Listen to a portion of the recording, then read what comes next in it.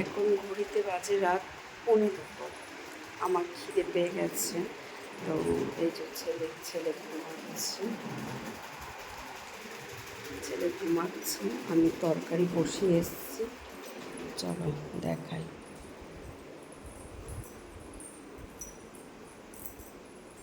এই দেখো তরকারি বসিয়ে রেখেছি। এটা গরম হলে ফ্রিজে ছিল, ঠান্ডা হয়ে রয়েছে, গরম করে এখন রুটি দিয়ে খাবো, তারপর ঘুমাবো। একটা রুটি অন্তত খাবো, প্রচুর খিদে পেয়েছে। কার এরকম মাঝরাতে খিদে পায়? কে এই মাঝরাতে এরকম আকাম করো আমাকে জানাবে। সবাই যখন ঘুমায় আমার তখন মানে আকাম করতে ইচ্ছে করে, কীরকম খেতে ইচ্ছে করে। হয় মিষ্টি খাই, নয় খাবার খাই, কিছু একটা খেতে হবে যদি খিদে পায়, জেগে থাকি তো।